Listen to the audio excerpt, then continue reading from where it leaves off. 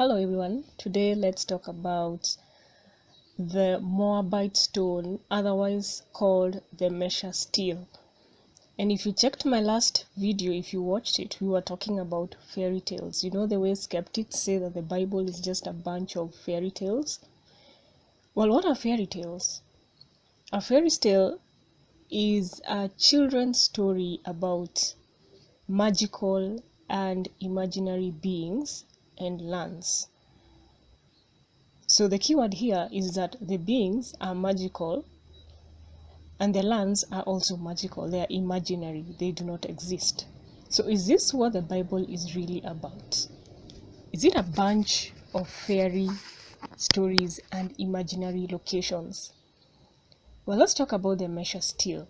The Mesha stele, also known as the Moabite stone, is an inscribed stone, a smoothed block of basalt about a meter tall, about 60 centimeters wide, 60 centimeters thick, and contains 34 lines.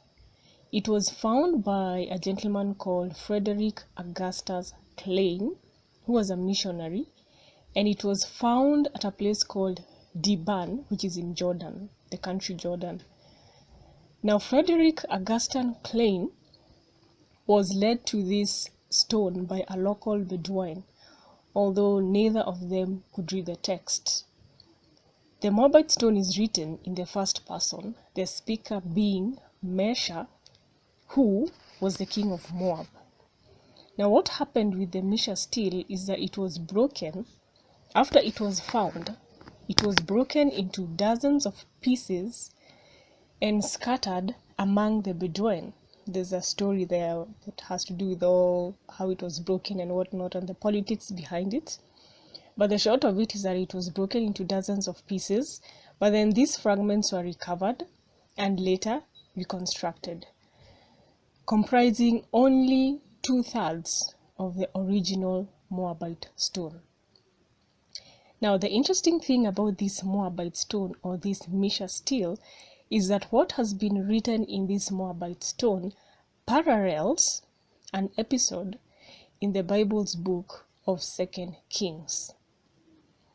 Now, part of this Moabite stone or Mesha stele reads, the first line reads, "I am Mesha, the son of Chemosiati, the king of Moab from Dibon.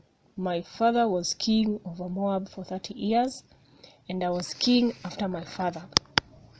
So the guy who writes it says that he is Mesha, and he's the king of Moab from Dibon. Now, this particular line corresponds to the Bible book of 2 Kings, chapter 3, which says, "Now Mesha, king of Moab, was a sheep breeder, and he regularly paid the king of Israel 100,000 lambs and the wool of 100,000 rams." So we can see there, right there, that Mesha was a real person, a historical person, and that he was the king of Moab. Now it continues that in line 3, Omri was the king of Israel, Mesha says, and he oppressed Moab for many days. For Chemos was the national god of the Moabites. In the Bible it reads Chemos. For Chemos was angry with his land, and his son succeeded him, and he said, "He too, I will oppress Moab. In my days he did so, but I looked down on him and on his house, and Israel has gone to ruin. Yes, it has gone to ruin forever." That line is confirmed in 1 Kings chapter 16, verse 21, which says, "Then the people of Israel were divided into two parts. Half of the people followed Tibni, the son of Ginath, to make him king, and half followed Omri.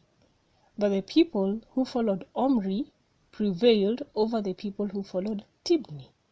And so Omri became king over Israel and reigned 12 years. So you see, what has been written on the Moabite stone and what is in the Bible corresponds and parallels, because here Mesha says that Omri was the king of Israel and he oppressed Moab for many days. That is confirmed in the Bible.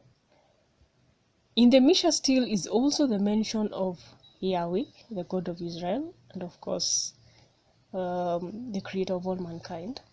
In lines 17 and 18, Mesha says, I took the vessels of Yahweh and I dragged them before Chemosh.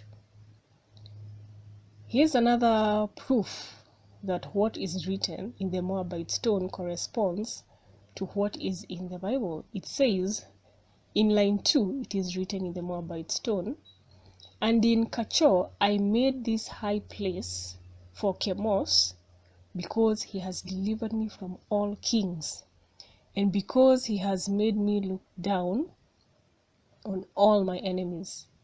Now, as I had mentioned before, Chemosh or Chemosh was the national god of Moab.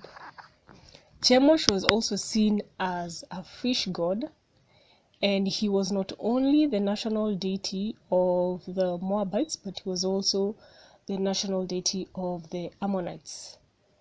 Now, in 2 Kings 3, it recounts how Joram, who was the king of Israel, Jehoshaphat, and the king of Edom combined forces to attempt to bring Moab back under Israelite control. Because you remember that verse where we were talking about King Mesha being a sheep breeder. He had rebelled against Israel when King Ahab died. You can find that story in 2 Kings chapter 3. So these three kings, they attacked from the south, and they were successful in routing the Moabite forces, and they destroyed many towns. Even though the king of Moab went to fight against the king of Edom with 700 men, but he still lost.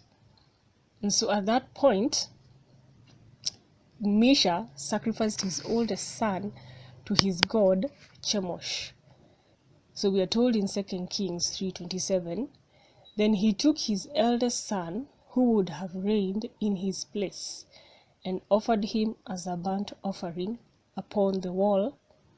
And there was great indignation against Israel, so they departed from him and returned to their own land. So that could be the part where in this line 2, where Mesha says that his God delivered him from all kings and made him look down on all his enemies. So that's the story of the Moabite stone that is currently on display in France at the Louvre Museum. The Mesha stele or the Moabite stone is a real tablet which can be found in France. And therefore let the records show that the Bible is not a book of fairy tales.